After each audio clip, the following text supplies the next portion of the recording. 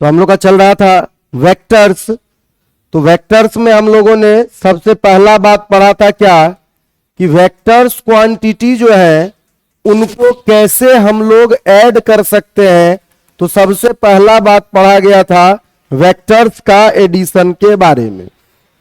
तो बेसिक नियम है, सभी लोग ऑलमोस्ट जानते ही होंगे कि ये बात बताया गया था कि वेक्टर्स का दुनिया स्केलर के जैसे नहीं है कि आपको सीधे एज अ नंबर कि 3 + 5 जरूरी नहीं है कि वेक्टर्स के दुनिया में ऑलवेज 8 ही बने। वेक्टर्स के दुनिया में 3 और 5 क्या बनेंगे वो इस बात पे डिपेंड करता है कि उन लोगों के बीच में एंगल कितना है कि 5 और 3 अगर बहुत अच्छे दोस्त बन जाए तो ये लोग 8 भी बन सकते हैं, और 5 और 3 अगर दुश्मन बन जाए वेक्टर के दुनिया में कि मान लीजिए ये लगने वाले फोर्सेस है तो ये 2 भी बन सकते हैं। तो यही बात बोला गया कि वेक्टर का जो रिजल्टेंट है वो आपको कैलकुलेट करने के लिए जो आज तक हम लोग अलजेब्रा पढ़ रहे थे वो अलजेब्रा काम नहीं आएगा। उसके लिए जो नियम बताया गया था वो था पैरेललोग्राम लॉ।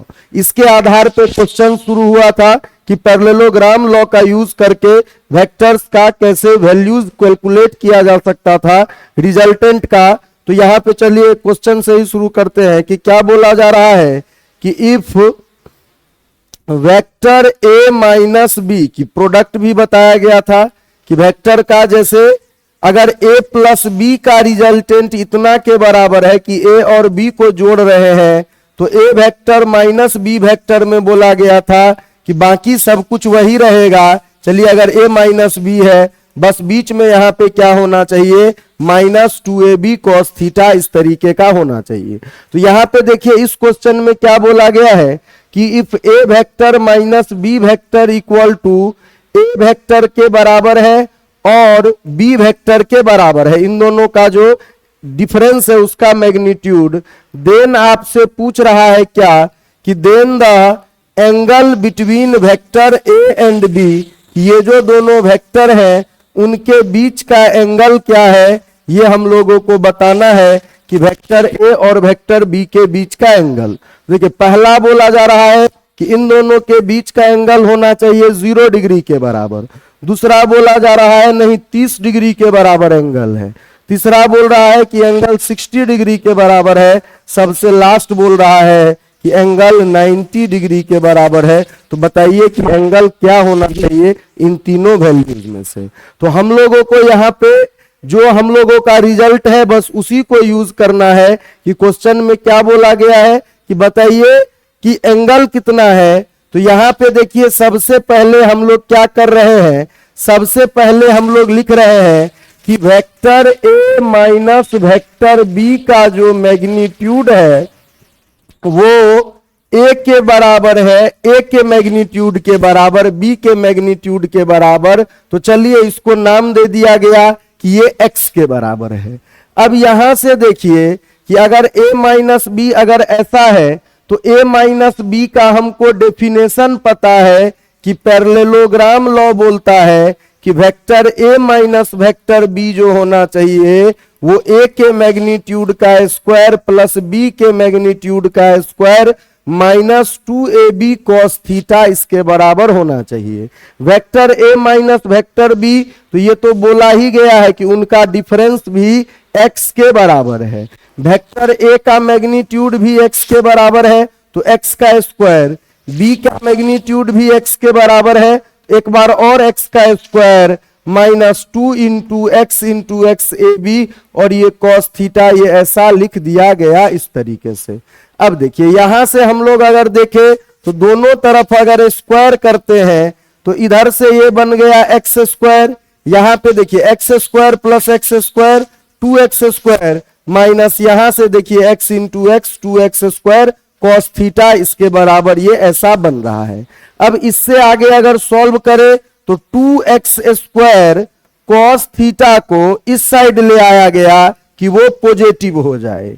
ये वाला 2x स्क्वायर अपने जगह पे ही बैठा हुआ है, उसमें से किसको सब्ट्रैक्ट करना है, उसमें से एक्स स्क्वायर को सब्ट्रैक्ट करना है ऐसे।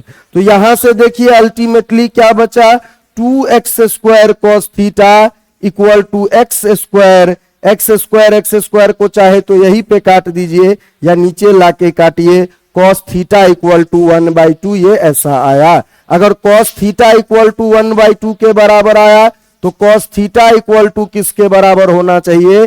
cos कितना होता है 1/2? 60 डिग्री। तो दोनों वेक्टर के बीच में एंगल कितना होना चाहिए? 60 डिग्री के बराबर होना चाहिए। तो इस तरीके का और भी प्रॉब्लम्स आपको प्रीवियस क्लासेस में जो है वो हम लोगों ने करवाया था, आप उसको नोट से देख सकते हैं। चलिए, जो अगला बात हम लोगों को देखना है, जो कॉन्सेप्ट हम लोगों का शुरू हुआ था वो हुआ था यूनिट वेक्टर का। देखिए, यूनिट वेक्टर बहुत ही इंपॉर्टेंट टूल है। किसके लिए? तो यूनिट वेक्टर बहुत ही इंपॉर्टेंट टूल है वेक्टर प्रेजेंटेशन के लिए, कि वेक्टर को अगर मान लीजिए प्रेजेंट करना है तो उसको प्रेजेंट करने के लिए ही यूनिट वेक्टर सबसे ज्यादा यूजफुल होता है। जैसे हम लोगों ने यूनिट वेक्टर के बारे में एक सिंपल सा स्टेटमेंट दिया था कि यूनिट वेक्टर का जो मैग्नीट्यूड होता है वो किसके बराबर होता है? 1 के बराबर होता है। नाम ही है यूनिट वेक्टर। और यूनिट वेक्टर का इंपॉर्टेंस क्या है? तो यूनिट वेक्टर किसी को भी डायरेक्शन दे सकता है। कि यूनिट वेक्टर का क्या काम है? डायरेक्शन देना। मतलब यूनिट वेक्टर एक टॉर्च की तरह काम करता है। जैसे मान लो ये कोई ए वेक्टर है, ये पूरा का पूरा इस तरीके का ए वेक्टर है, तो इसके लिए यूनिट वेक्टर को डिफाइन किया गया है कैसे? A cap. कि ए कैप क्या है? ए कैप है यूनिट वेक्टर अलोंग ए।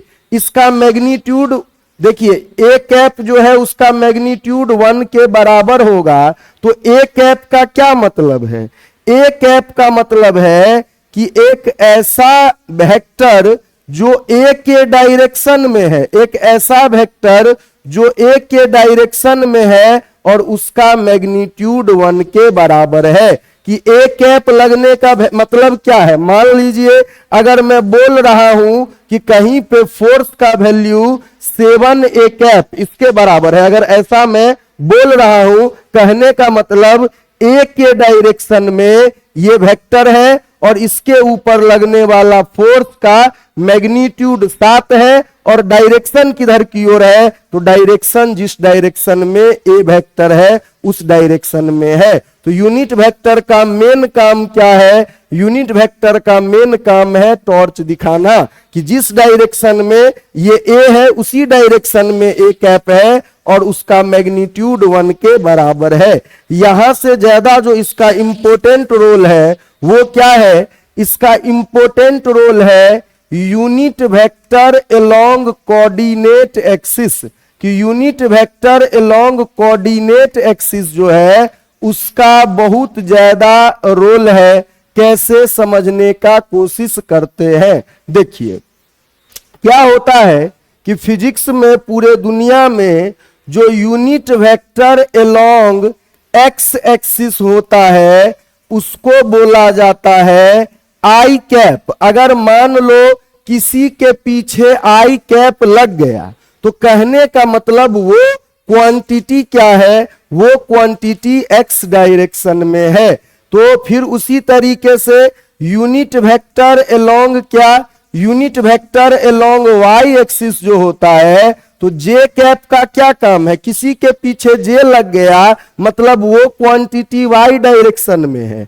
Similarly unit vector along Z axis, Z axis जो होता है वो होता है के कैप। जैसे मैं बता रहा हूं, किसी दिन मुझे फोर्स लिखना था कि ये पेन ऐसे स्पेस में रखा हुआ है, इसको ऊपर से भी एक धागा लगा के खींच रहा हूं, इधर से भी एक धागा लगा के खींच रहा हूं, इधर से भी एक धागा लगा के खींच रहा हूं।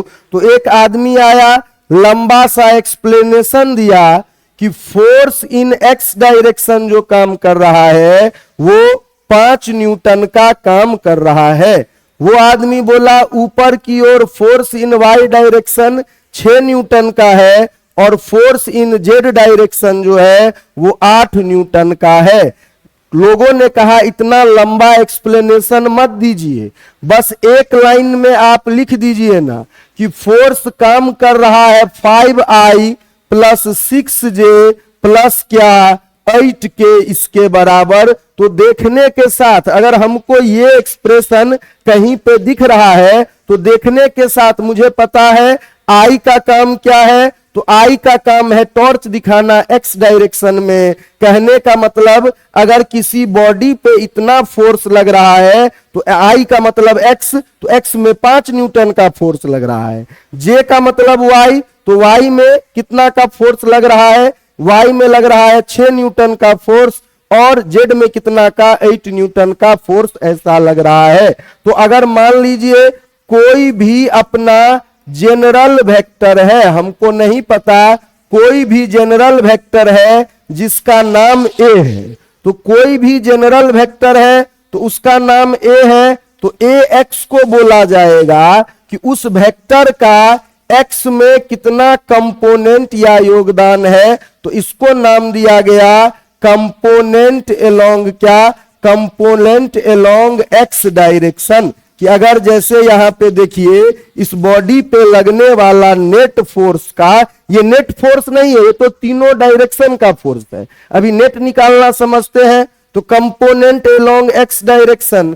सिमिलरली y में उस वेक्टर का कुछ योगदान हो सकता है, तो ये है इसका component along y direction. And finally z में इसका कोई योगदान हो सकता है, तो ये है क्या, कंपोनेंट एलोंग z डायरेक्शन। ये इस तरीके का ऐसा है। तो ओवरऑल कोई बोलेगा इस वेक्टर को कैसे लिखना है, तो यही देखिए यूनिट वेक्टर इसी काम में मदद करता है कि इतना लिखने का जरूरत नहीं है, कहीं पे आप लिख दीजिए ax इंटू आई, ay इंटू जे और az इंटू के। यही आपका यूनिट वेक्टर का क्या है, यही आपका यूनिट वेक्टर का कंट्रीब्यूशन है।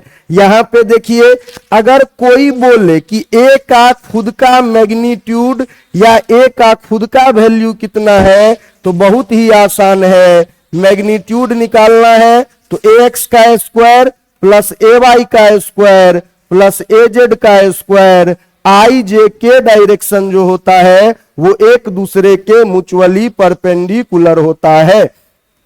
आई डायरेक्शन में कितना है उसका स्क्वायर, जे डायरेक्शन में कितना है वैल्यू उसका स्क्वायर। मान लीजिए अगर हमसे कोई पूछा कि भाई इस बॉडी पे लगने वाला नेट फोर्स कितना था, तो नेट फोर्स के लिए मैं बोलूंगा कि आई डायरेक्शन में कितना फोर्स, जे डायरेक्शन में कितना फोर्स, और फाइनली जेड डायरेक्शन यानी कि के डायरेक्शन में कितना फोर्स। तीनों को स्क्वायर कर दीजिए, 5 का स्क्वायर प्लस 6 का स्क्वायर प्लस 8 का स्क्वायर में भी ये रूट अंडर साइड 125। वैल्यू पे हम लोग उतना ध्यान दे नहीं रहे हैं, बट 125 के बराबर होना चाहिए, 5√5 होगा इसका आंसर। तो इस तरीके से हम लोग इतना कहानी बोलने का जरूरत नहीं है कि मान लीजिए कोई बॉडी अगर मूव कर रहा है, तो अगर मुझे पता है कि कोई बॉडी मूव कर रहा है, फॉर एग्जाम्पल अगर कोई बॉडी मूव कर रहा है तो उसका वेलोसिटी अगर मुझे पता है x डायरेक्शन में 3 मीटर पर सेकेंड है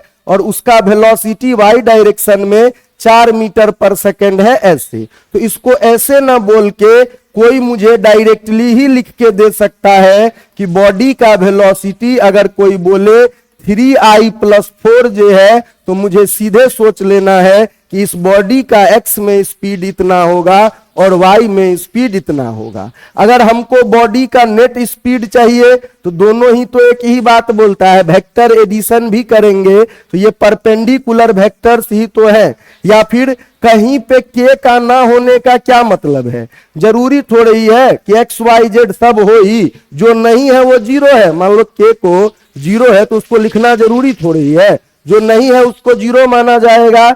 यहां पे देखिए 3 का स्क्वायर प्लस 4 का स्क्वायर, इस बॉडी का जो नेट स्पीड है वो 5 मीटर पर सेकेंड। पैरेललोग्राम लॉ भी बोलता है कि ये दोनों अगर साइड है तो नेट स्पीड क्या होना चाहिए, रिजल्टेंट स्पीड 5 मीटर पर सेकेंड इसके बराबर। तो आपका यूनिट वेक्टर इसी काम में मदद करता है। यूनिट वेक्टर का और कोई रोल नहीं है। यूनिट वेक्टर का रोल क्या है ये आपको अलग अलग डायरेक्शन में आपका क्या करेगा, अलग अलग डायरेक्शन में आपको टॉर्च दिखाएगा कि आई है तो एक्स, जे है तो वाई और के है तो जेड डायरेक्शन। ऐसा चलिए अगला बात समझते हैं।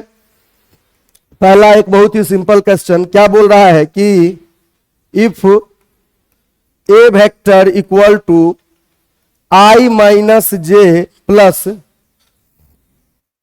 के then the unit vector along the vector. देखिए बहुत ही सिंपल बात है, इस वेक्टर के along यूनिट वेक्टर हम लोगों को बताना है। तो यहां पे देखिए, यहां पे क्या है कि अगर इस वेक्टर का मान लो मैग्नीट्यूड निकालते हो, यहां पे यही मतलब है कि अब ये सब देखिए सीधे दे दिया गया। अब आपको खुद ही सोचना है कि ए कुछ भी हो सकता है। वेक्टर के दुनिया में फोर्स वेक्टर होता है, एक्सेलरेशन होता है, वेलोसिटी होता है, ए कुछ भी हो सकता है। ये बात पता चला कि ए का जो एक्स डायरेक्शन में वैल्यू है वो 1 के बराबर है, ए का वाई डायरेक्शन में वैल्यू -1 है और जेड डायरेक्शन में भी वैल्यू 1 के बराबर है। ऐसा इतना कहानी लिखा नहीं गया, यूनिट वेक्टर रिप्रेजेंटेशन डायरेक्टली बता दिया कि अलग अलग डायरेक्शन में इतना इतना वैल्यू है। अब देखिए हम लोगों को बहुत सिंपल पता है कि किसी भी वेक्टर का अगर मैग्नीट्यूड चाहिए तो कुछ मत कीजिए, उस वेक्टर का एक्स कंपोनेंट का स्क्वायर, वाई कंपोनेंट का स्क्वायर और जेड कंपोनेंट का स्क्वायर इस तरीके से कीजिए। तो x कंपोनेंट 1 है, देखो अगर कंपोनेंट निगेटिव भी रहे ना फर्क नहीं पड़ता है क्योंकि बाद में स्क्वायर ही होना है। 1 का स्क्वायर देखिए ये क्या बन गया, ये बन गया आपका मैग्नीट्यूड √3 के बराबर। यूनिट वेक्टर निकालना बहुत ही आसान काम है, उसी वेक्टर को उसका जो मैग्नीट्यूड निकाले हैं ना उससे डिवाइड कर दीजिए, तो उसी वेक्टर को उसके मैग्नीट्यूड से डिवाइड कीजिएगा तो 1/√3 उसका मैग्नीट्यूड है और वेक्टर कितना है तो i माइनस जे प्लस के, ये आपका उस डायरेक्शन का वेक्टर हो गया। तो ये इस तरीके का आ गया। तो यहां से देखिए i/√3 minus j/√3 plus k/√3, ये देखिए ये आपका क्या हो गया, जो आपका वेक्टर का यूनिट वेक्टर। इसका मैग्नीट्यूड निकालोगे, आप निकाल के चेक करके देख लो, ये पक्का किसके बराबर, पक्का 1 के बराबर आएगा। ये क्या बता रहा है कि मान लीजिए अगर ए नाम का कोई वेक्टर था तो इसके डायरेक्शन में जो वो वेक्टर जिसका मैग्नीट्यूड 1 है, कि ये क्या कर रहा है, अगर ए ऐसा है तो ए के दिशा में टॉर्च दिखा रहा है, 1 यूनिट का वेक्टर ये ए के डायरेक्शन में है, इसी को हम लोग क्या बोलते हैं, इसी को यूनिट वेक्टर बोलते हैं। चलिए अगला क्वेश्चन लिखिए इस पे, फिर ये तो ऐसे ही था टाइम पास। अगला क्वेश्चन क्या बोला जा रहा है कि if sum of 2 unit vectors, vectors को जोड़ा जा रहा है, इज ऑल्सो अ यूनिट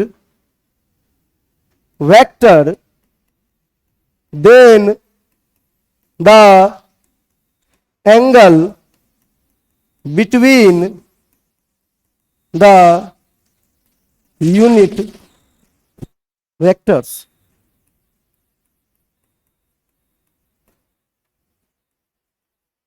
पहला बोल रहा है कि एंगल जो होना चाहिए वो होना चाहिए 0 डिग्री, दूसरा बोल रहा है 60 डिग्री होना चाहिए, तीसरा बोल रहा है 120 डिग्री होना चाहिए, सबसे लास्ट बोल रहा है 150 डिग्री होना चाहिए। बताइए क्या होना चाहिए। देखो यहां पे जो बोला है आपको जिससे सिंबल से रिप्रेजेंट करना है फर्क नहीं पड़ता। देखिए 2 यूनिट वेक्टर्स है, चलिए नाम दे दिया कि ये ए नाम का यूनिट वेक्टर है। तो यूनिट वेक्टर का मैग्नीट्यूड अगर कोई पूछेगा कि भाई ए का मैग्नीट्यूड या ए का वैल्यू किसके बराबर है, 1 के बराबर, नाम ही है यूनिट वेक्टर। अब देखिए क्या बोल रहा है बी वेक्टर, तो बी का मैग्नीट्यूड किसके बराबर होगा, तो बी का मैग्नीट्यूड भी 1 के बराबर होगा, यूनिट वेक्टर ही तो है। अब क्या बोल रहा है कि कोई दोनों यूनिट वेक्टर्स को जब जोड़ा गया कि ए वेक्टर प्लस बी वेक्टर, तो दो यूनिट वेक्टर को जोड़ा जाए या दुनिया में दो वेक्टर को जोड़ा जाए, उससे क्या फर्क पड़ता है। तो दोनों यूनिट वेक्टर को जब जोड़ा गया तब जो वेक्टर बना वो भी 1 के बराबर ही आया। यही बात क्वेश्चन में बोला है कि पहले दोनों के दोनों वेक्टर्स यूनिट वेक्टर्स थे और इनको जो जोड़ा गया, इन वेक्टर्स का जब एडिशन हुआ तो जो रिजल्टेंट था वो भी 1 के बराबर आया, वो भी एक यूनिट वेक्टर बना, तीसरा वेक्टर। तो दो वेक्टर को जोड़ते हैं तो उसका मैग्नीट्यूड कैसे निकालते हैं, तो निकालते हैं a का स्क्वायर प्लस b का square plus 2ab cos theta, कि वेक्टर एडिशन का नियम थोड़ा ही बदल जाएगा, चाहे कोई यूनिट वेक्टर हो चाहे कोई अन्य वेक्टर हो, दो वेक्टर को जोड़ने से जो रिजल्टेंट होता है उसका वैल्यू इतना ही होता है। अब यहां से देखिए a का स्क्वायर, तो a का स्क्वायर मतलब कितना, 1 का स्क्वायर, b का स्क्वायर मतलब एक बार और 1 का स्क्वायर। रूट हटाने के लिए अगर स्क्वायर करेंगे भी तो वहां पे तो उस साइड में 1 है, 2ab का भी वैल्यू पुट कर ही दिया जाए। यहां पे देखिए a है 1, b है 1 और ये हो गया cos थीटा। इधर मान लीजिए दोनों तरफ स्क्वायर करके रूट हटाया गया, इधर का रूट गायब हो गया, इधर तो 1 का स्क्वायर हुआ। अब यहां से देखो ये 1 का स्क्वायर इस 1 स्क्वायर को तो उस साइड कुछ नहीं बचा था, तो उस साइड कुछ नहीं बचा था तो 2 cos थीटा, इधर का जो 1 है वो उस साइड गया तो -1 के बराबर cos थीटा इक्वल टू -1/2 के बराबर। तो -1/2 60 डिग्री नहीं होता है, याद रखिए। और याद रखते हो ना हो 90 से 180 के बीच में, ऐसे तो सब याद रहना चाहिए, और कुछ याद हो ना हो 90 से 180 के बीच में ये बात को जरूर से याद रखिए कि cos 120 इक्वल टू -1/2 होता है। ये बहुत ही काम का है, इसको तो जरूर से याद रखिए। अगर 90 से 180 के बीच में सभी याद रखते हैं तो एडवांटेजियस है, नीट जैसे एग्जाम में आपको जरूरत पड़ेगा 90 से 180 के बीच में वैल्यूज, बट ये वाला वैल्यूज जरूर से जरूर याद रखे। तो cos थीटा इक्वल टू कितना आ गया, cos 120 डिग्री। तो दोनों वेक्टर्स के बीच का एंगल कितना होना चाहिए, दोनों वेक्टर्स के बीच का एंगल 120 डिग्री के बराबर होना चाहिए। चलिए इससे आगे लास्ट दो बात हम लोग और समझेंगे, इसको हटा दिया जाए। चलिए आप लोग को टेक्निक भी बता दिया जाता है कि अगर जरूरत पड़े तो कैसे लिख सकते हैं। देखो इंपॉर्टेंट इंटरवल पे लोग याद रखते हैं, ये है अपना 0, उसके बाद जो इंपॉर्टेंट अगला आता है वो होता है 30, फिर आता है 60, फिर आता है 90 के बाद देखिएगा तो अगला जो इंपॉर्टेंट होता है वो 120 होगा, 30 जोड़ के 135 होगा, ये जोड़ के 150 होगा, और सबसे लास्ट है 180। ठीक है, तो लोग याद रखते हैं किसको, लोग याद रखते हैं साइन थीटा को। बहुत ही आसान है, साइन 0 0 होता है, 30 पे 1/2 होता है। कौन छूट गया जी, 60 और 30 के बीच में थोड़ा जगह बना दो। एक और इंपॉर्टेंट इंटरवल है ना जी, जरूरत पड़ते ही रहता है। 60 और 30 के बीच में 45 होता है, उसका भी जरूरत पड़ता है ना बहुत। 45 होता है कितना के बराबर, 1/√2 के बराबर। 60 होता है √3/2 के बराबर। 90 होता है 1 के बराबर। ठीक है, जैसे यहां पे लिखे हैं ना, अगले को उल्टा लिख दो, अगले को उल्टा लिख दो, मतलब 180 होता है 0 के बराबर, 150 होता है 1/2 के बराबर, 135 होता है √3/2 के बराबर, और 1/20 जो होता है वो √3/2 के बराबर होता है। तो अब की बार इधर से लिखे हैं, अगले बार उसी को उधर से लिख दीजिए। तो साइन थीटा का अगर जरूरत पड़े कि कितना हो गया, मान लो कहीं आ गया, तो यहां पे ऐसे भी लिख सकते हैं। जैसे बहुत बार जरूरत पड़ता है, ऐसा मत सोचिए कि साइन थीटा इक्वल टू 1/2 है तो थीटा नेसेसरली 30 डिग्री ही हो। कभी जरूरत पड़ सकता है कि थीटा क्या हो सकता है, 150 डिग्री भी हो सकता है। तो साइन को लिखने का तरीका ऐसा था। अगर cos थीटा को लिख रहे हैं मान लीजिए, तो cos थीटा, cos 0 होता है 1, 30 डिग्री होता है √3/2, और 45 डिग्री पे साइन थीटा cos थीटा बराबर होते हैं, 60 होता है 1/2, 90 होता है 0। एक क्वाड्रेंट का नियम होता है, बेसिक पढ़े होंगे आप लोग, अगर नहीं भी पढ़े हैं तो यहां पे देखिए क्या बोला जाता है कि ऑल पॉजिटिव होता है पहला क्वाड्रेंट में। यहां पे क्या होता है, साइन थीटा, और साइन थीटा का जो उल्टा होता है कौन, कोसेक। तो कोसेक थीटा ये क्या होता है, यहाँ पे ये जो है ये दोनों क्या रहता है, केवल आपका ये होता है, बाकी सभी क्या होते हैं, बाकी सभी आपका निगेटिव होता है। तो यहाँ पे सेकेंड क्वाड्रेंट जो है कॉस थीटा जो है अपना, वो सेकेंड क्वाड्रेंट में क्या होता है, कॉस थीटा जो है अपना वो सेकेंड में आपका निगेटिव होता है। तो निगेटिव होने के वजह से यहां पे भी रिपीट कर दीजिए, जैसे यहां बोले थे कि उल्टा लिखने, यहां पे भी उल्टा लिखिए, बट एक बात को ध्यान में रखते हुए यहां पे उल्टा लिखते में माइनस लगा दीजिए कि ये 1 है तो ये -1, ये √3/2 है तो ये -√3/2, ये 1/2 है तो ये -1/√2, ये 1/2 है तो ये 1/2, 0 बीच में बैठा है। तो cos थीटा में उल्टा लिखना है बट निगेटिव लगाना मत भूलिएगा। तो 0 से 180 साइन और कॉस का कम से कम याद रहना चाहिए, बाकी किसी का याद रहे ना रहे, साइन और कॉस का तो याद रहना ही चाहिए कि 0 से कुछ नहीं है, साइन 0 से 90 लिखे हो, 180 से 90 आओगे उसी रास्ते से, ये 0 से 90 लिखे हो, 180 से 90 आओगे उसी रास्ते से। बट ध्यान क्या रखना है, ध्यान रखना है निगेटिव लगाना, इसको याद रखना जरूरी है, बस इतना बात ही बोलने का पर्पस था। देखिए चलिए अगला बात देखिए, अगला बात क्या होता है, इसको बोला जाता है रिजोल्यूशन ऑफ वेक्टर। कि रिजोल्यूशन ऑफ वेक्टर का मतलब क्या हुआ, कि रिजोल्यूशन ऑफ वेक्टर का मतलब होता है कि रिजोल्यूशन ऑफ वेक्टर का मतलब होता है यहां पे एक वेक्टर को आप ब्रेकिंग अ वेक्टर इनटू 2, अभी हम लोग कल से जब मोशन इन 2D पढ़ेंगे डायरेक्शन, माना क्या जाता है कि जो परपेंडिकुलर डायरेक्शंस होते हैं उनको मतलब नहीं होता है एक दूसरे से। देखिए जो परपेंडिकुलर डायरेक्शंस होते हैं वो एक दूसरे के दुनिया में आके इंटरफेयर, एक मिनट, वो एक दूसरे के दुनिया में आके इंटरफेयर नहीं करते हैं।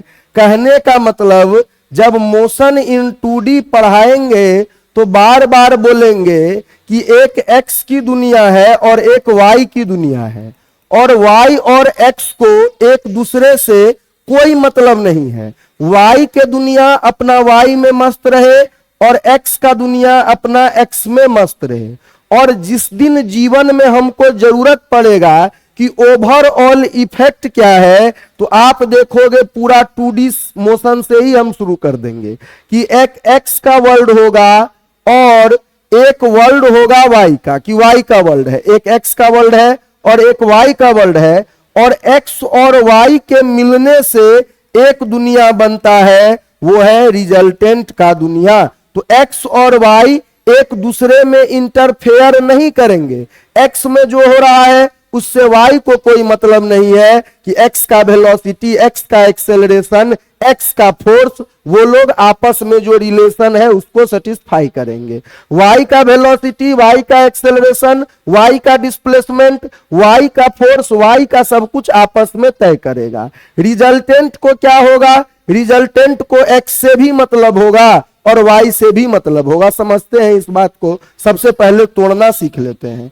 ये मान लीजिए अगर ये p नाम का कोई वेक्टर है जिस एक्सिस के साथ ये एंगल थीटा बना रहा है, जिस एक्सिस के साथ ये एंगल थीटा बना रहा है, तो इसका 2 डायरेक्शन में वैल्यू है कि इस वेक्टर p का, जिसको हम लोग पहले कंपोनेंट बोलते थे, तो इस वेक्टर p का x डायरेक्शन में जो वैल्यू है उसको हम px बोल रहे हैं, और इस वेक्टर p का y डायरेक्शन में जो वैल्यू है उसको हम py बोल रहे हैं। तो यहां पे देखिए अगर नाम देना है तो नाम भी दे सकते हैं कि अगर इसको OAB ऐसा ट्रायंगल हम नाम दे देते हैं, तो ये अगर py है तो ये भी क्या होना चाहिए, ये भी py होना चाहिए। तो अगर cos थीटा का फॉर्मूला लिखिएगा तो cos थीटा जो होगा वो OB divided by OA, cos theta equal to देखिए px डिवाइडेड बाई p। तो वेक्टर का x डायरेक्शन में कंपोनेंट जो है वो p cos थीटा के बराबर है, कि इस वेक्टर p का x में कितना कंपोनेंट है, कि x में इसकी वैल्यू इतने के बराबर। सिमिलरली अगर साइन थीटा का वैल्यू लिखेंगे तो साइन थीटा जो होना चाहिए A B divided by O A, तो sine theta equal to A B क्या है वाई में इसका वैल्यू डिवाइडेड बाई, तो वाई डायरेक्शन में क्या वैल्यू है, तो पी साइन थीटा इसके बराबर ये वैल्यू ऐसा होना चाहिए। ठीक है, अब अगर मान लो कभी आपको नेट वैल्यू का जरूरत पड़ेगा तो x और y क्या है, देखो यहां पे क्या है, जरूरत के हिसाब से अभी हमको जरूरत पड़ा है तो हम p को तोड़ दिए हैं x और y में, कभी हमको जरूरत पड़ेगा तो p का अगर हमको नेट वैल्यू निकालना होगा तो x कंपोनेंट और y, x और y क्या होता है जी, ऑलवेज 90 डिग्री पे होता है, तो कभी अगर मुझे p का नेट वैल्यू चाहिए होगा, आप दोनों को स्क्वायर कीजिए, देखिएगा फिर से p आ जाएगा। तो यही बात बोल रहे हैं कि जोड़ने से रिजल्टेंट मिलेगा, तोड़ने से आपको इंडिविजुअल डायरेक्शन में क्या वैल्यू है इसको हम लोग कैलकुलेट कर सकते हैं। जैसे आप पहले मोशन पढ़े हैं, मोशन इन 1D पढ़े हैं, किसी दिन मुझे पता चला कि x डायरेक्शन में वेलोसिटी vx है और y डायरेक्शन में वेलोसिटी y है, वही बात बोले x और y को एक दूसरे से कोई मतलब नहीं है। हमको कोई बोले कि भाई नेट वेलोसिटी बताइए तो हम बोलेंगे ये परपेंडिकुलर वेक्टर है, एडिशन में आपको बोला गया था कि ये वाला केस सबसे खास है कि यहाँ पे cos थीटा 90 के बराबर है, तो यहाँ पे नेट जो होता है वैल्यू, अगर दो वेक्टर्स है इस तरीके से a और b जो 90 डिग्री पे हो तब उनका रिजल्टेंट बस a square plus b square होता है। तो देखिए जब जरूरत मिला तो हम इसको क्या किए, जोड़ लिए। अगर कभी गलती से हमको वेलोसिटी मिला है, अब की बार मान लो किसी ने मुझे बोला कि कोई बॉडी है v वेलोसिटी से मूव कर रही है, तो हम बोलेंगे अगर ये वाला एंगल थीटा है तो इसका x में वैल्यू v cos थीटा और y में वैल्यू v sin थीटा ऐसा होगा। तो यही हम बोल रहे हैं कि रिजोल्यूशन एडिशन का उल्टा प्रोसेस है। आपकी मर्जी, आपका जरूरत, अगर आपको जरूरत है तो दो टूटे हुए वेक्टर्स को जोड़ लीजिए, रिजल्टेंट निकाल लीजिए कि vx और vy नोन है तो नेट वेलोसिटी निकाल दिया गया। किसी दिन नेट वेलोसिटी नोन है और मुझे vx vy चाहिए तो उसको तोड़ के, तो यही बोल रहे हैं कि जोड़ने के लिए ये वाला फॉर्मूला है वेक्टर एडिशन का और तोड़ने के लिए ये वाला फॉर्मूला है, इसी को बोला जाता है वेक्टर रिजोल्यूशन, कि एक वेक्टर को आप दो परपेंडिकुलर कंपोनेंट्स में इस तरीके से तोड़ सकते हैं। वेक्टर एडिशन का लास्ट बात है जो बहुत ही सिंपल बात है, इसमें कुछ समझने जैसा है नहीं। तो लिखिए सबसे लास्ट बात एडिशन में क्या, कि एडिशन ऑफ यूनिट वेक्टर्स, देखिए एडिशन ऑफ यूनिट वेक्टर में कुछ नहीं है, x में x जुड़ेगा, y में y जुड़ेगा।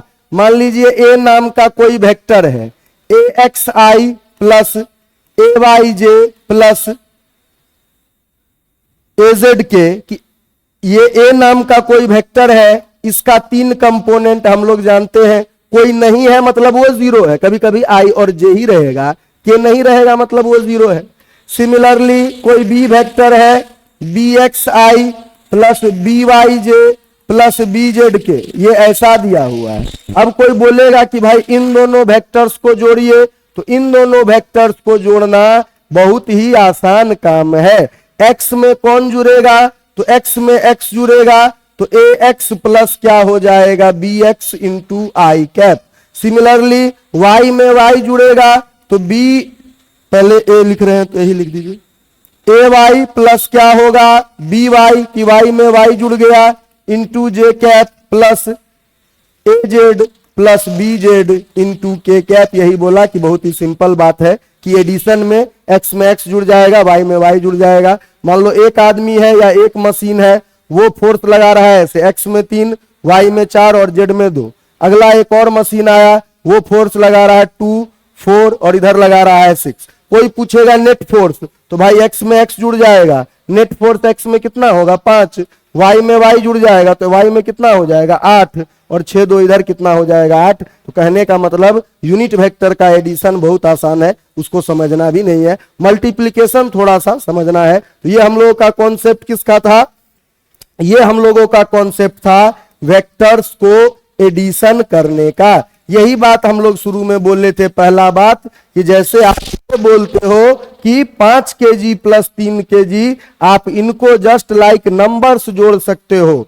5 सेकेंड प्लस 3 सेकेंड, इनको आप लाइक नंबर जोड़ सकते हो, लेकिन 5 न्यूटन प्लस 3 न्यूटन बहुत सारे बात पे डिपेंड करेगा कि 5 न्यूटन का डायरेक्शन क्या और 3 न्यूटन का डायरेक्शन क्या। सिमिलरली अगर वेलोसिटी है, एक डायरेक्शन में 5 मीटर पर सेकेंड, दूसरा डायरेक्शन में 3 मीटर पर सेकेंड, तो बहुत सारे यही बात बोला गया कि वेक्टर के लिए अलग से ही अलजेब्रा बनता है, जिसको वेक्टर अलजेब्रा बोलते हैं। उसमें हम लोग क्या देखे कि वेक्टर अलजेब्रा में वेक्टर एडिशन का प्रोसेस देख, तो अगला प्रोसेस हम लोगों को क्या देखना है, अब हेडिंग डालिए कि वेक्टर्स का part 2, that is vector multiplication, कि वेक्टर के दुनिया में वेक्टर का मल्टीप्लिकेशन क्या होता है ये हम लोगों को समझना है। तो वेक्टर का मल्टीप्लिकेशन 2 तरीके से होता है। देखिए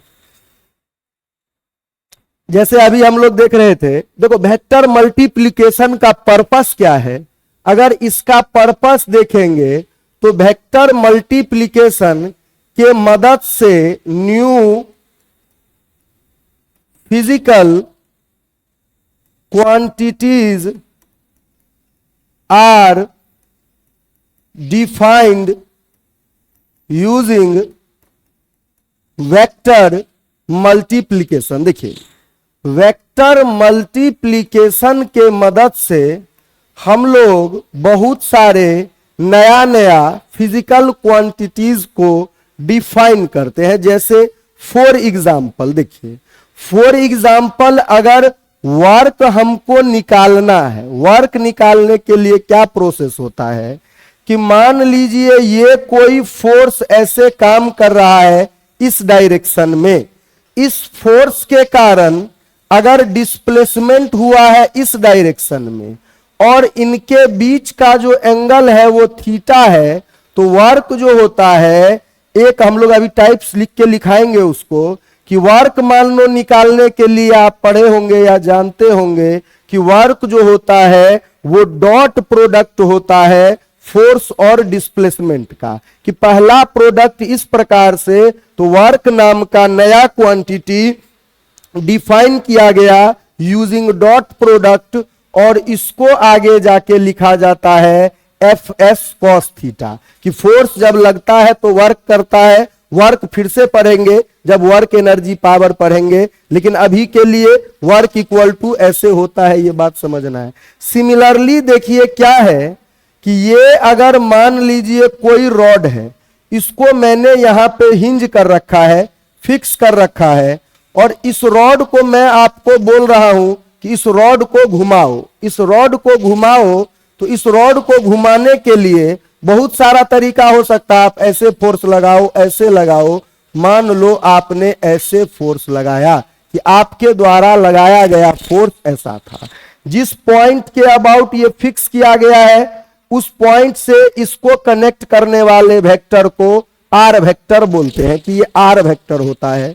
इन दोनों के बीच में जो एंगल है यहां पे, इसको मैं थीटा बोल रहा हूं। तो टॉर्क जो है, जैसे फोर्स का काम क्या है, मान लीजिए अगर ये फैन रोटेट कर रहा है तो रोटेशन का काम हमेशा टॉर्क का होता है। तो अभी टॉर्क रोटेशन पढ़ेंगे तब पढ़ेंगे, अभी हम बस ये दिखाना चाह रहे हैं कि कैसे फिजिकल क्वांटिटी को डिफाइन किया जाता है।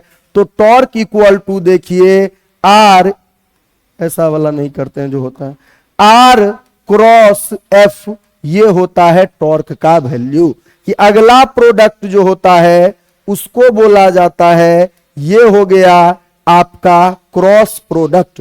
तो वेक्टर को मल्टीप्लाई करने का 2 मेथड होता है।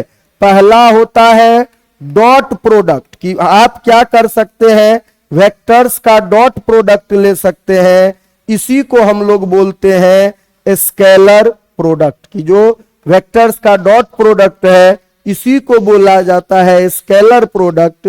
और दूसरा वाला प्रोडक्ट जो होता है उसको बोला जाता है क्रॉस प्रोडक्ट।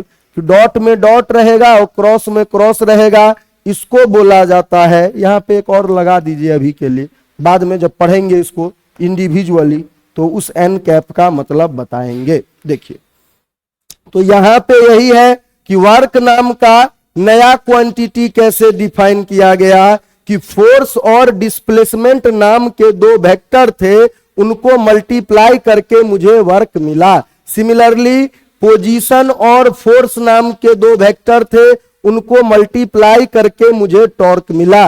एक बार मैंने डॉट प्रोडक्ट लिया, एक बार मैंने क्रॉस प्रोडक्ट लिया।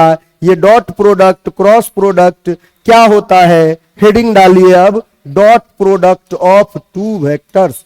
तो dot product of two vectors जैसे जरूरी नहीं है कि जो मैंने लिया है फोर्स और डिस्प्लेसमेंट ही हो, दुनिया में किन्हीं दो वेक्टर्स का डॉट प्रोडक्ट लिया जा सकता है। तो मान लीजिए कहीं पे कोई ए नाम का वेक्टर है कि ये पहला वेक्टर क्या है, ये पहला वेक्टर है ए वेक्टर, ठीक है, और दूसरा वेक्टर है कहीं पे बी वेक्टर। तो इनका जो डॉट प्रोडक्ट है वो कैसे डिफाइन किया गया है कि ए डॉट बी को डिफाइन किया गया है कि मैग्नीट्यूड ऑफ ए कितना है, मैग्नीट्यूड ऑफ ए कितना है, मैग्नीट्यूड ऑफ बी कितना है, इनटू इनके बीच का एंगल कितना है। इसी को हम लोग क्या बोलते हैं, इसी को हम लोग बोलते हैं dot product of two vectors. यही है आपका dot product of two vectors. For example कहीं पे मान लीजिए इस डायरेक्शन में 10 न्यूटन का फोर्स लगा, उसके जवाब में 5 मीटर का डिस्प्लेसमेंट इस डायरेक्शन में हुआ है। इनके बीच का एंगल अगर थीटा इक्वल टू 60 डिग्री के बराबर है तो कोई यहां पे देखिए फोर्स का वैल्यू कितना है, 10 के बराबर, डिस्प्लेसमेंट का वैल्यू कितना के बराबर है, 5 के बराबर, थीटा का वैल्यू कितना के बराबर है, 60 डिग्री के बराबर। तो यहां पे क्या बोला जाएगा, यहां पे बोला जाएगा कि वर्क डन जो है वो फोर्स और डिस्प्लेसमेंट का डॉट प्रोडक्ट होता है, मतलब एफ एस कॉस थीटा के बराबर। तो वर्क डन का value 10 into 5 into cos theta 1/2 है। वर्क डन देखिए 25 जूल का वर्क डन यहां पे होगा। तो यहां पे वर्क ही नहीं, अगर थ्रो आउट फिजिक्स देखेंगे और भी बहुत सारा सिचुएशन होगा जहां पे आपको डॉट प्रोडक्ट का जरूरत पड़ेगा। तो जहां कहीं भी डेफिनेशन में डॉट प्रोडक्ट होगा वहां पे इस तरीके का बात होना है। अब इस आधार पे डॉट प्रोडक्ट का कुछ प्रॉपर्टीज है, उसको हम लोग यूज करते हैं। तो चलिए डॉट प्रोडक्ट का कुछ प्रॉपर्टीज को यूज करते हैं। तो सबसे पहले हेडिंग डालिए प्रॉपर्टीज ऑफ डॉट प्रोडक्ट। फिर जब क्रॉस प्रोडक्ट देखेंगे उसका भी कुछ प्रॉपर्टीज होगा। तो डॉट प्रोडक्ट का जो पहला प्रॉपर्टी होता है वो ये होता है कि जो आपका दी रिजल्टेंट और output of the dot product is a scalar quantity. देखिए डॉट प्रोडक्ट से जिस किसी का भी जन्म होगा कि C इक्वल टू अगर A डॉट बी है, अगर A डॉट बी से C बना है, जैसे वर्क फोर्स और डिस्प्लेसमेंट का क्या है, वर्क डॉट प्रोडक्ट है, तो C जो होगा C हमेशा स्केलर होगा। इसीलिए क्या बोला जाता है, इसको स्केलर प्रोडक्ट बोला जाता है कि जो C होगा वो क्या होगा, ऑलवेज स्केलर होगा। दूसरा बात क्या होता है कि डॉट, ये बहुत ही इंपॉर्टेंट है, यहां से सबसे ज्यादा क्वेश्चन आने का संभावना होता है कि डॉट प्रोडक्ट ऑफ, जहां कहीं भी वेक्टर के परपेंडिकुलर होने की बात आ गई या जहां कहीं भी वेक्टर्स का प्रोडक्ट 0 आ गया, कि dot product of two perpendicular vectors, कि जो दो वेक्टर्स परपेंडिकुलर होंगे कि dot product of two perpendicular vectors is always zero. Dot product जो है परपेंडिकुलर वेक्टर्स का जीरो होता है। क्यों? क्योंकि अगर मान लीजिए कि ए और बी दो परपेंडिकुलर वेक्टर्स हैं, ए और बी दो परपेंडिकुलर वेक्टर्स हैं, तो थीटा क्या होगा? ए का वैल्यू कुछ भी हो, बी का वैल्यू कुछ भी हो, जब थीटा ही 90 डिग्री हो जाएगा तो यहां पे आप क्या देख सकते हैं, यहां पे ए डॉट बी जब भी करने जाएंगे तो ये ए बी कॉस थीटा बनेगा। तो ए बी कॉस थीटा में जो बात बोला गया कि ए का वैल्यू कुछ भी हो, 500, 1000, 2000, बी का वैल्यू कुछ भी हो, जब कॉस थीटा ही जीरो हो गया तो यही बात बोला गया कि जहां कहीं भी, ये क्वेश्चन में बहुत बनता है इसके ऊपर क्वेश्चन, कि जहां कहीं भी आपको डॉट प्रोडक्ट जीरो आ रहा है तुरंत आंसर दीजिए कि दोनों वेक्टर्स के बीच में 90 डिग्री एंगल है। और पूछ रहा है जहां कहीं भी कि वेक्टर्स परपेंडिकुलर है कि नहीं है, वहां डॉट प्रोडक्ट चेक कीजिए तो परपेंडिकुलर पता चलेगा। तीसरा, क्रॉस प्रोडक्ट में देखिए ऐसा नहीं होता है, डॉट में ही ऐसा हो सकता है कि आप ए डॉट बी कीजिए या फिर बी डॉट ए कीजिए, फर्क नहीं पड़ता है। डॉट प्रोडक्ट जो है दोनों के दोनों वैल्यूज एक दूसरे के इक्वल होते हैं। डॉट प्रोडक्ट में ऑर्डर मायने नहीं रखता है, क्रॉस में बहुत मायने रखता है कि ए से बी कर रहे हैं कि बी से ए कर रहे हैं। क्रॉस देखेंगे तो समझेंगे, बाकी यहां पे ऑर्डर मायने नहीं रखता है। तो तीसरा प्रॉपर्टी ये हो गया। चलिए अगला यूनिट वेक्टर्स वाला देख लेते हैं।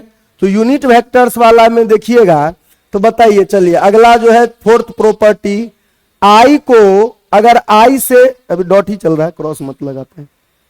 वेक्टर के दुनिया में देखिए दोनों मल्टीप्लिकेशन में भी अंतर आ गया, ये स्केलर नहीं है, कुछ भी चल जाएगा। डॉट है तो डॉट का मतलब डॉट और क्रॉस का मतलब क्रॉस होता है।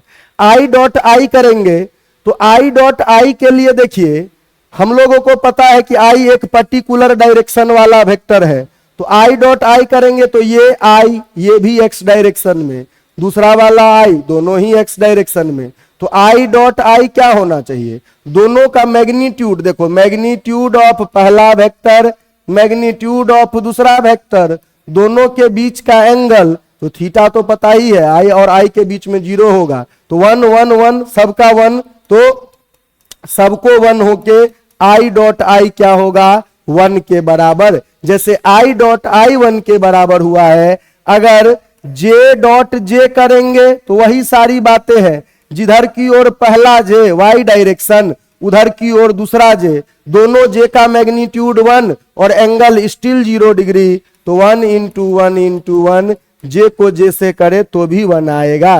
के डॉट के, कि के को अगर के से करेंगे तो भी तो 1 इंटू 1 इंटू 1, तो उसी को उसी से करने से ऐसे भी याद रखिए कि वेक्टर ए को अगर वेक्टर ए से ही मल्टीप्लाई किया जाएगा डॉट प्रोडक्ट में, कि मल्टीप्लिकेशन दो तरीके का होता है, तो जो होना चाहिए वो ए स्क्वायर के बराबर होना चाहिए।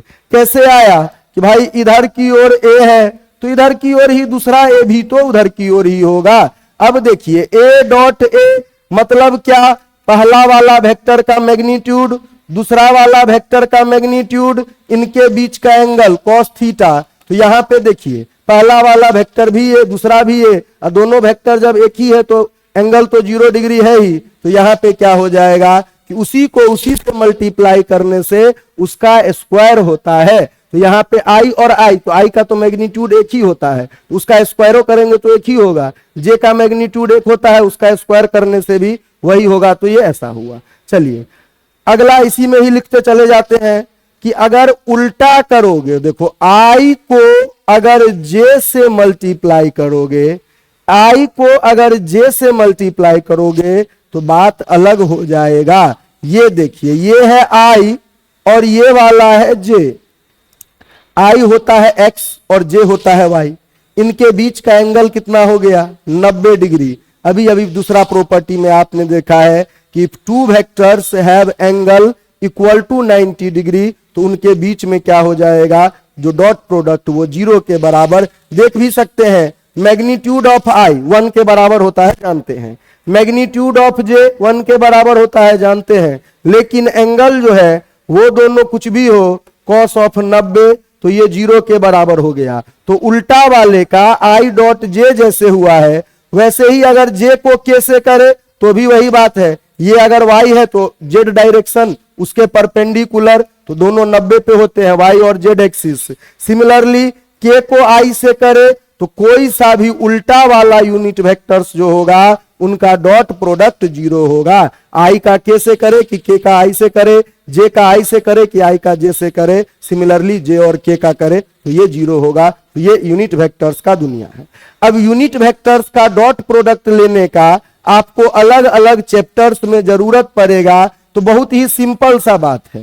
देखिए अगला जो है लिस्ट में वो क्या है, डॉट प्रोडक्ट लेना है। तो जैसे एडिशन में देखे थे कि a नाम का एक वेक्टर था तो उसकी x की दुनिया में कुछ वैल्यू थी, उसकी y के दुनिया में कुछ वैल्यू था और उसका z का दुनिया में कुछ वैल्यू था।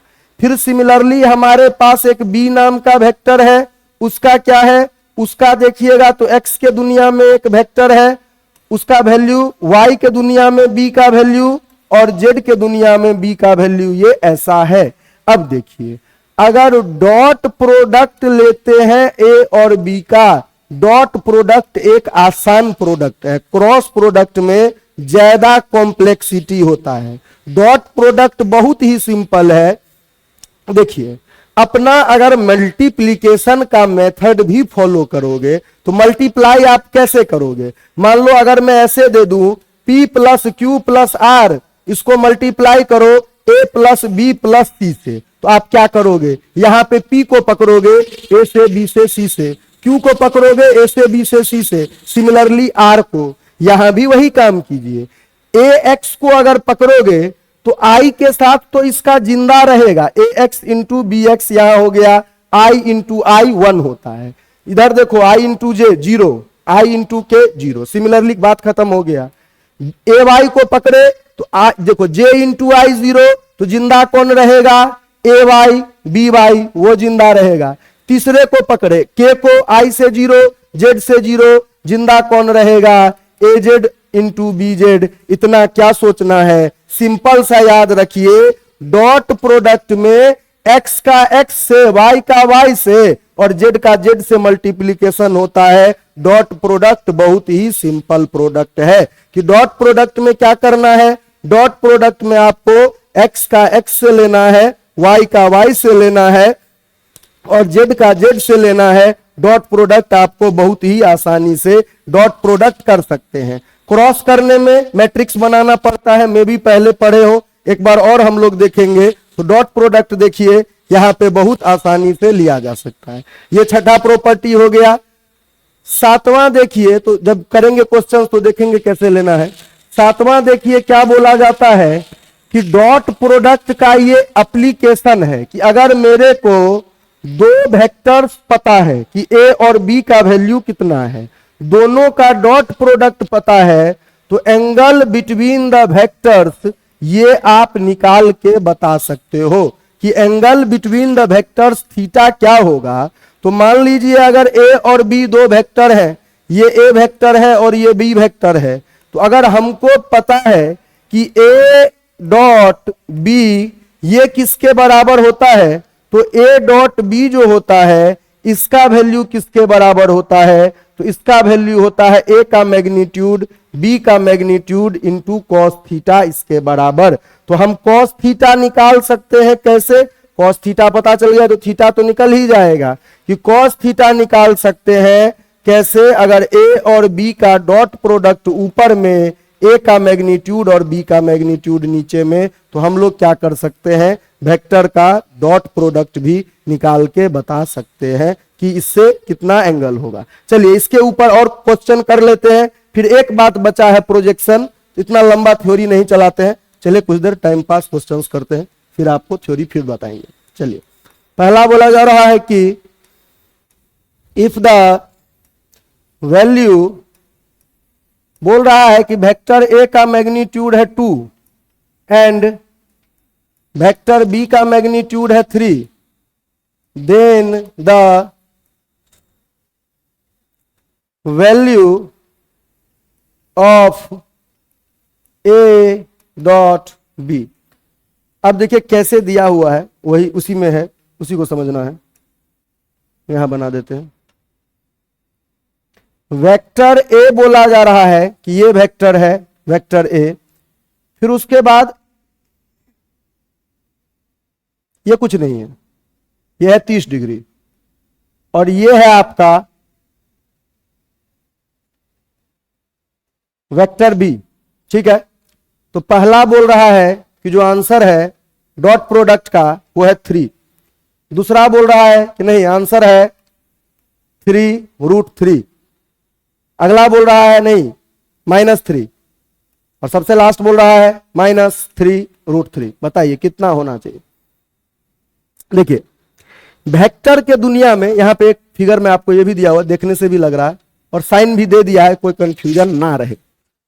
देखिए वेक्टर के दुनिया में क्या होता है कि वेक्टर्स के वर्ल्ड में आप ये बात को हम लोग जानते हैं कि अगर किसी वेक्टर को हमको कहीं और ले जाना हो, जैसे अगर ये वेक्टर मान लीजिए ऐसा है, ये वेक्टर आपका F1 है और ये वेक्टर F2 है, तो कोई पूछेगा इनके बीच का एंगल क्या है, ऐसे पता नहीं चलेगा इनके बीच का एंगल क्या है।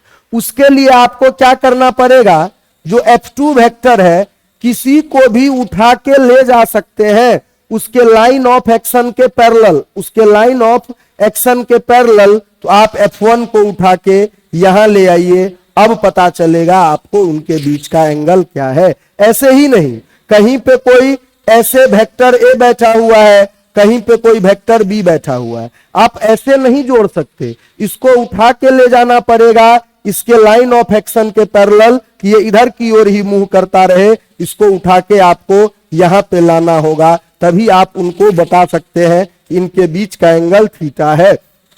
तो ऐसे आजादी है वेक्टर्स को शिफ्ट करने की।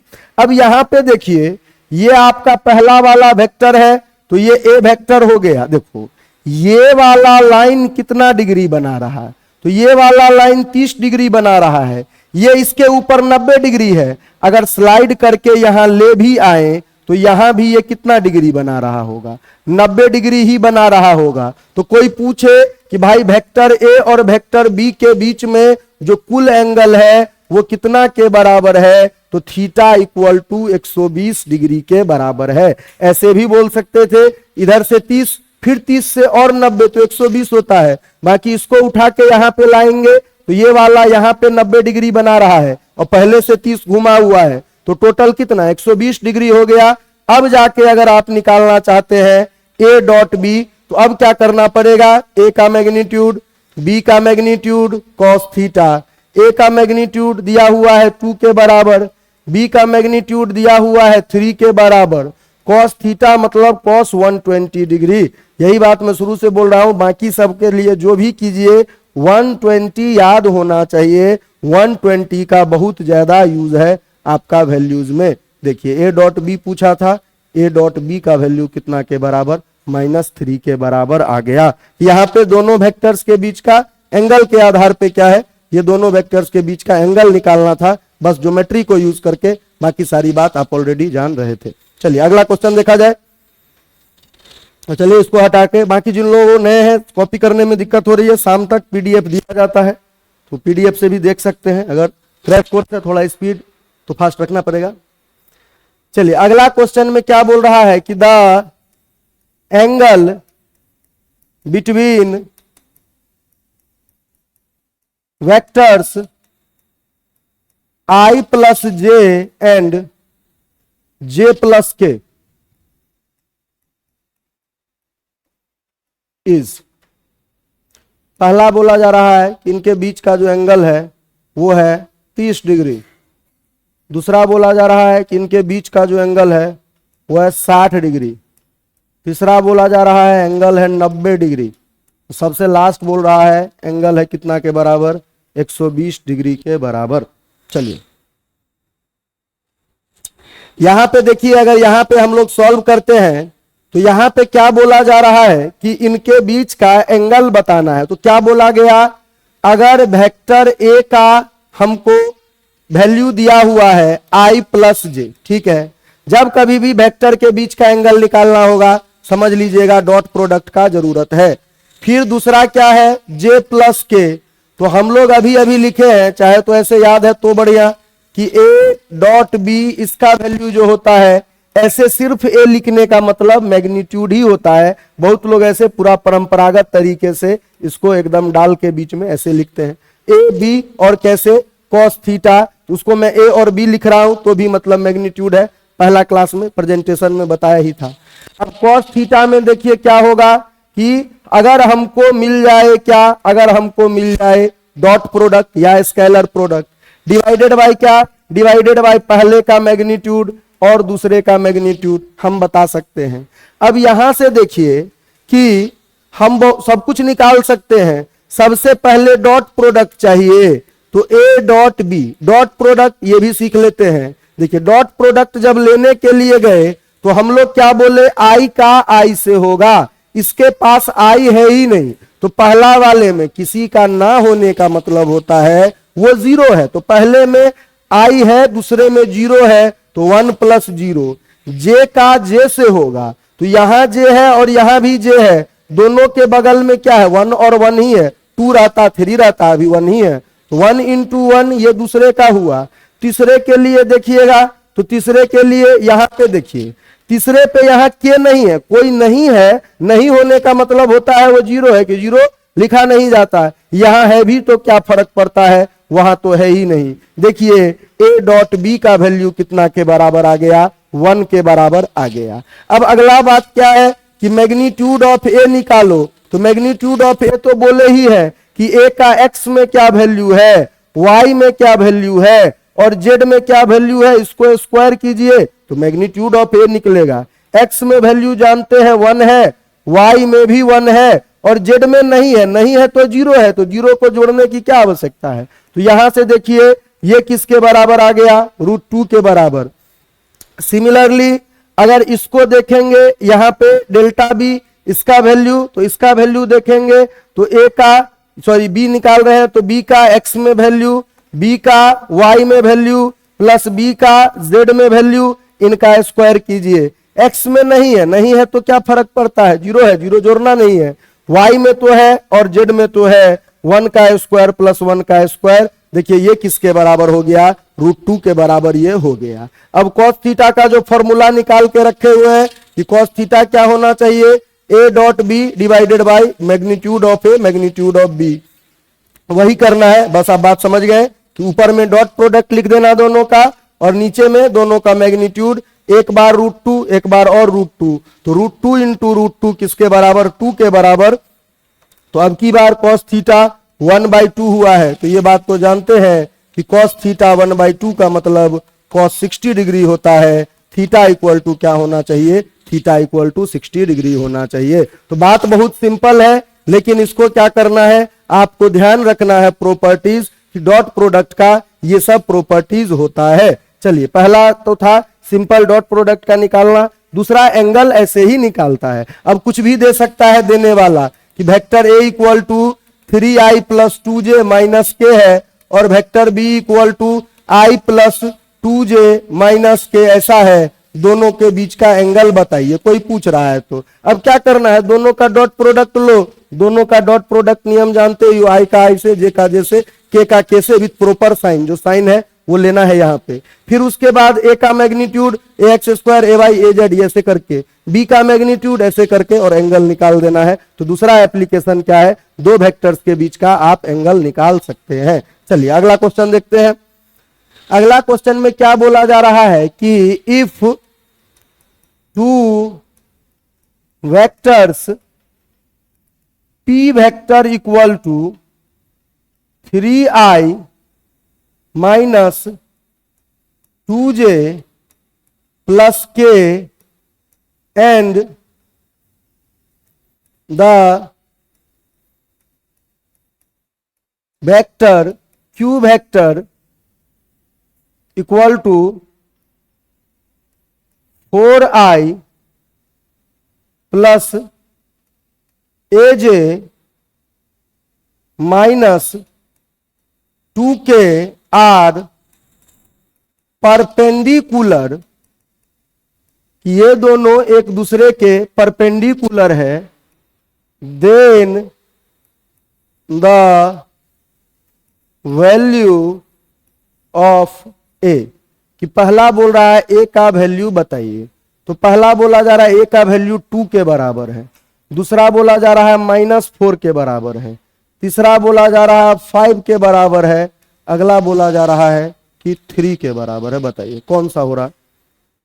देखिए जो बात आपको बोला गया कि अगर गलती से दो वेक्टर्स का, क्या अगर गलती से दो वेक्टर्स एक दूसरे के परपेंडिकुलर क्वेश्चन में दिया हुआ है, तो अगर परपेंडिकुलर दिया हुआ है और इन लोगों का इक्वेशन देके पूछे ए का वैल्यू क्या उसका वैल्यू क्या, तो उसको निकालने का तरीका क्या है।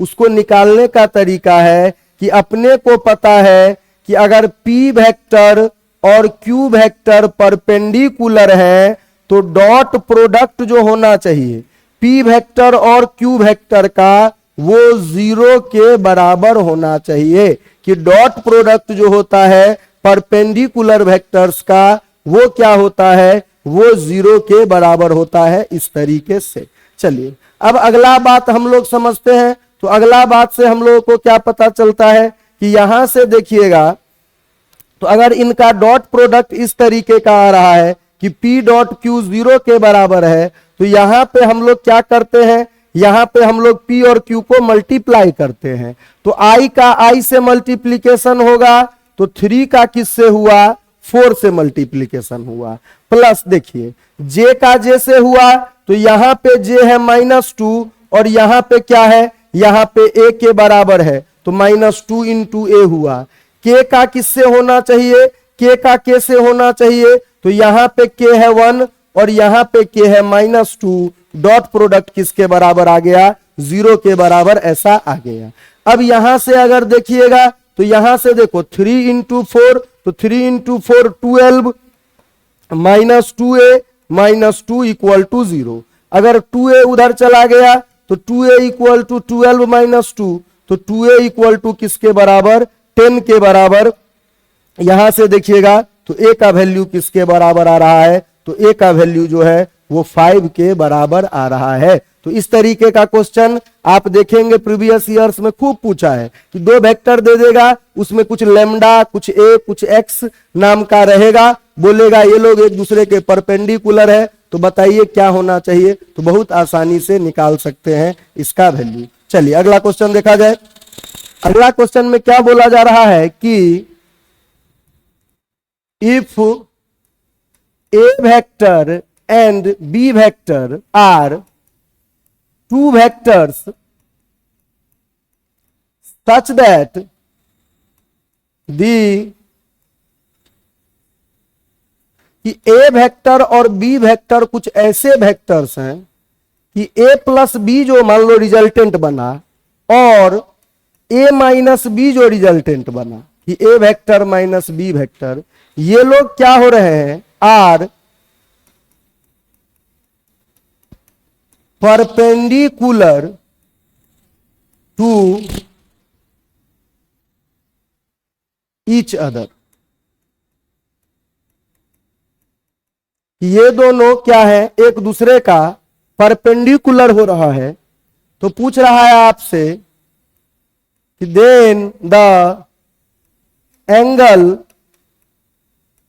Between them assuming they have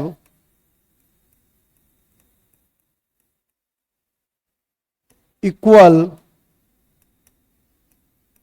magnitude। चलिए अब यहां पे क्या बोला जा रहा है, ये बात को हम लोगों को समझना है कि बोल क्या रहा है। देखिए यहां पे बोल रहा है कि a नाम का कोई वेक्टर था और b नाम का कोई वेक्टर था, ये दोनों अपना वेक्टर्स की दुनिया में दो वेक्टर्स हैं, इनके बीच में कुछ एंगल रहा होगा, उस एंगल को मैं अभी के लिए थीटा बोल दे रहा हूं कि ये a है और ये b है, ठीक है। इन दोनों के बीच के एंगल को मैं अगर मान लीजिए थीटा बोल रहा हूं, तो यहां पे क्या बोल रहा है कि निकालने के लिए ए वेक्टर और बी वेक्टर के बीच का एंगल, तो ए वेक्टर और बी वेक्टर के बीच का एंगल देखते हैं निकल पाता है कि नहीं, कि ए वेक्टर प्लस बी वेक्टर ये ऐसा हुआ, और ये आपको बोल रहा है ए वेक्टर माइनस बी वेक्टर ये कुछ ऐसा है, कि इनका जो डॉट प्रोडक्ट अगर क्या है, डॉट प्रोडक्ट अगर एक दूसरे के बराबर है तो ए वेक्टर और बी वेक्टर के, देखिए यहां पे क्या बोला है कि ए प्लस बी करके जो वेक्टर आ रहा है वो वेक्टर और ए वेक्टर माइनस बी वेक्टर करके जो वेक्टर आ रहा है वो वेक्टर अगर एक दूसरे के बराबर है, मतलब एक दूसरे का क्या है, परपेंडिकुलर है, कि ये और ये परपेंडिकुलर है, तो इन लोगों के परपेंडिकुलर होने का क्या मतलब है कि इन दोनों का डॉट प्रोडक्ट क्या होना चाहिए, 0 के बराबर होना चाहिए। अगर अब करने का कोशिश भी करेंगे, देखिए ए का ए से होगा तो ये क्या बन जाएगा, ए का स्क्वायर बन जाएगा, दूसरा टर्म ए का बी से होगा तो प्लस ए डॉट क्या होना चाहिए, प्लस ए डॉट बी इसके बराबर होना चाहिए, ये ए डॉट बी ये ऐसा आ गया, तो ये ए डॉट बी अगर ऐसा आ गया तो अगला वाला देखो बी का ए से होगा, तो ए डॉट बी जो आया है इसमें एक चीज का कमी रह गया, एक चीज का क्या कमी रह गया, वो है ए का, यहां पे देखिए पहला टर्म ए का ए से हुआ तो बीच में माइनस होना चाहिए ना जी, ए का जब बी से होगा तो बी तो माइनस बी है ना, तो ए का किससे हुआ, बी से हुआ, ठीक है। अगला बात क्या बोला जा रहा है कि बी का ए से होगा तो B vector dot A vector ये ऐसा हो गया, बी का बी से होगा तो minus B dot minus B ये ऐसा हो गया, ये किसके बराबर, 0 के बराबर, यहां पे ये आ गया। चलिए इससे आगे अगर मान लो देखते हैं तो a इंटू ए स्क्वायर होता है, a इंटू बी, 2 मान लीजिए a इंटू बी अगर करेंगे तो a इंटू बी क्या होना चाहिए, ए बी कॉस थीटा, ये इसके बराबर होना चाहिए कि minus A B cos theta इसके बराबर, ठीक है। फिर अगला देखिएगा तो अगला क्या होगा, तो अगला को देखिएगा तो b इंटू ए करने से क्या ही फर्क पड़ता है, बोला भी गया है a इंटू बी ये दोनों एक दूसरे के बराबर, ठीक है। माइनस ये क्या होगा, बी स्क्वायर इक्वल टू 0, देखिए ए स्क्वायर और बी स्क्वायर बराबर है, दोनों का मैग्नीट्यूड वो कैंसल हो गया, ये दोनों एक दूसरे को कैंसल कर दिए, तो 0 इक्वल टू 0 का मतलब क्या हुआ, 0 इक्वल टू 0 का मतलब ये हुआ कि थीटा का वैल्यू कुछ भी हो सकता है। मान लीजिए यहां पे ऑप्शंस कैसे रहेंगे, ऑप्शन रहेगा कि थीटा 0 डिग्री है, फिर दूसरा बोल रहा है 30 डिग्री है, तीसरा बोल रहा है 90 डिग्री है, और सबसे लास्ट बोल रहा है for all values of theta. ये वाला ऑप्शन क्या हो रहा है, सही हो रहा है कि कुछ भी हो जाए थीटा उससे तो फर्क ही नहीं पड़ रहा है। देखिए ए प्लस बी और ए माइनस बी हमेशा क्या होंगे, इससे ये पता चलता है कि दुनिया में कोई सा भी वेक्टर हो, ए और बी कैसे भी लोग हो, ए और बी का वैल्यू कैसा भी हो, ए प्लस बी परपेंडिकुलर होगा हमेशा किसके, ए माइनस बी के। कंडीशन क्या है, अगर ए और बी का मैग्नीट्यूड बराबर है, कि एंगल पे डिपेंड ही नहीं कर रहा है, चाहे एंगल 0 हो तो भी कट जाएगा क्योंकि ये तो थीटा वाला तो टर्म ही गायब हो गया, चाहे एंगल 30 हो 90 हो, for all values of theta A plus B perpendicular to A minus B होगा if A equal to B, इसके बराबर होता है। तो चलिए अगला बात जो हम लोगों को देखना है वो हम लोगों को देखना है क्या, वो हम लोगों को देखना है डॉट प्रोडक्ट ऑफ क्या, डॉट प्रोडक्ट ऑफ वेक्टर्स। तो क्रॉस प्रोडक्ट से डॉट प्रोडक्ट टोटली अलग होता है। अगर डॉट प्रोडक्ट्स ऑफ वेक्टर्स देखिएगा तो ये अगर मान लो पहला वाला वेक्टर वेक्टर ए है और दूसरा वाला वेक्टर वेक्टर बी है, तो इनके बीच का एंगल थीटा है। तो देखिए क्या बोला जाता है कि अगर आर नाम के वेक्टर को बनाया जा रहा है किससे, डॉट प्रोडक्ट से, तो ए क्रॉस बी जो है, अब की बार क्रॉस लग जाने से ये A B sine theta into N cap ऐसा होता है। पहला बात क्या है कि द आउटपुट और रिजल्टेंट ऑफ क्या क्रॉस प्रोडक्ट, फिर से डॉट ही हो गया क्या जी, काट दीजिए, डॉट तो खत्म हो गया ना जी, क्रॉस हुआ ना शुरू। द आउटपुट और resultant of cross product is always a vector quantity. सही बात है। देखिए पहले आपने क्या किया, ए और बी को डॉट प्रोडक्ट लिया था, डॉट प्रोडक्ट से जो बना वो क्या था, वो था एक स्केलर, कि डॉट प्रोडक्ट आपको एक स्केलर देता है। और क्रॉस प्रोडक्ट क्या देगा, क्रॉस प्रोडक्ट हमेशा देगा एक वेक्टर, कि क्रॉस प्रोडक्ट से जिस क्वांटिटी का जन्म होगा, क्रॉस प्रोडक्ट का जो आउटपुट होगा, क्रॉस प्रोडक्ट का जो रिजल्टेंट होगा, वही आपका ऑलवेज क्या होगा, always a vector quantity whose direction. अब अगर बनने वाला वेक्टर है तो डायरेक्शन तो होना चाहिए, whose direction is in the